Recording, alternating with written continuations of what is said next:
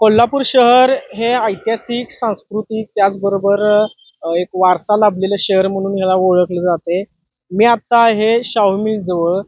13 दिवस झालेले आहे शाहू मिलची भिंत पडून. अजून देखील प्रशासनाने त्याचबरोबर कुठल्याही अधिकाऱ्याने ह्या ह्या भिंतीकडे ढुंकून सुद्धा बघितलेलं नाही. माझ्या पाठीमागे तुम्ही बघू शकता की ही जी भिंत आहे या भिंतीला पडून कमीत कमी 13 दिवस चा कालावधी उलटून गेलेला आहे. अशातच आपण बघू शकताय की ऐतिहासिक शाहू महाराजांच्या भोंग्याने एकेकाळी ही शाहू मिल गाजायची किंवा वाजायची. पण आता जर आपण बघितलं तर ही जी भिंत आहे ती अक्षरशः पडलेली आहे. पूर्ण अवस्था तिची आपण बघू शकताय की जी झाडं आहेत किंवा जे झाडांचे फांद्या म्हणा किंवा काटे वगैरे हे सगळं रस्त्यावर येण्याजोगं आहे. इथून ये जा करण्यासाठी माणसं देखील आहेत.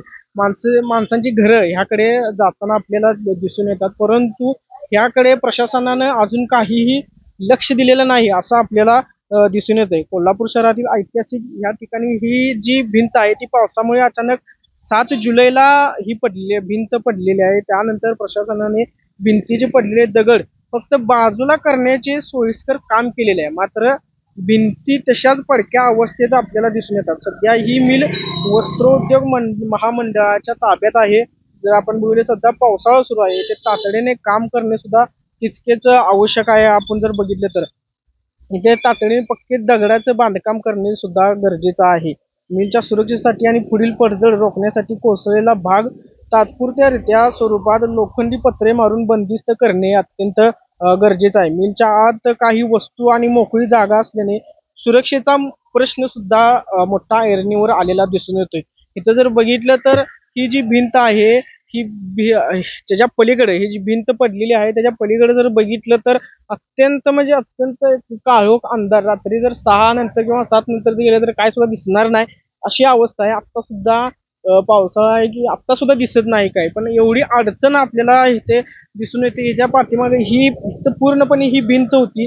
प्रशासनानं अजून त्याकडे काही सुद्धा लक्ष दिलेलं नाही. इथं तुम्हाला दाखवतो की इथं जाऊन की अक्षरशः याकडे जर बघितलं तर एकंदरीत अडचणीचा सगळा काळोखा म्हणा किंवा एक अडचणीची दलदल या ठिकाणी झालेली आहे. एकंदरीत प्रशासन असून दे किंवा जिल्हा प्रशासन म्हणा, अधिकारी म्हणा, यांनी कुणीच अजूनपर्यंत इथं लक्ष दिलेलं नाही. 13 दिवस उलटून गेलेत एखाद्या गोष्टीला, तरी सुद्धा अजून ह्यावर कोणता सुद्धा तोडगा निघालेला नाही. भिंत बांधायची विषय लांबच किंवा भिंत बांधायचा विषय लांबच, परंतु ह्याच्यावर पत्रे सुद्धा तटबंदी म्हणून पत्रे सुद्धा मारलेले नाहीत किंवा त्यावर असं स्वरूपाचा किंवा सुरक्षेच्या दृष्टिकोनातून काही सुद्धा करण्यात आलेलं नाही. असं बघायला गेलं तर शाहू महाराजांचा ऐतिहासिक वारसा, सांस्कृतिक वारसा म्हणून आपण कोल्हापूरकडे बघतो. त्यातला एक महत्वाचा घटक म्हणून आपण शाहू मिलकडे बघतो. परंतु आता जर बघितलं तर हे शाहू मिलची अवस्था आपण ह्या डोळ्यासमोर बघतो की ही जी दगड आहेत, फक्त ही जी दगड दिसतात तुम्हाला जी वर आल्यात, ही दगड फक्त उठली ती बाजूला करण्याचं काम तेवढं प्रशासनाने केलंय. मी धर्मराज महादेव कुंभार. मी राहायला शाहू वॉचमॅन चाळीमध्ये आहे आणि शाहू मिलच्या जागेतच आहे मी राहायला. शासनाने आम्हाला जागा दिलेली आहे आणि आमच्या जागेच्या आम्ही जिथून आत एंट्रेस करतो त्या कॉर्नरला शाहू मिलची भिंत आहे. ती भिंत पुरातन काळापासून आहे. शाहू मिल म्हणजे ज्यावेळी चालू झाली तेव्हापासून आहे. ती भिंत पडून आज 7 जुलैला भिंत पडलेली आहे.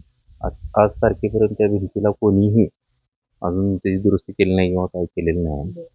खाली सगळी घाण पडली होती. शाहूचे मॅनेजर साहेब त्यांनी साईडला केलं, घाण वगैरे काढली, गाडी या जायला वाट केलेली आहे.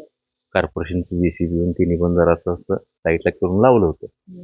त्यामुळे प्रशासनानं ह्याकडे लवकरात लवकर लक्ष देऊन शाहू मिल त्याचबरोबर आपल्या कोल्हापूरचा वारसा सुद्धा देखील जपणं तितकंच महत्वाचं ठरणार आहे. त्यामुळे प्रशासनाने ह्याकडे लक्ष देऊन लवकरात लवकर काम पूर्ण करणं गरजेचं आहे. कॅमेरामॅन कुणाल पाटील सोबत मी साजिद पिरजादे, तरुण भारत, कोल्हापूर.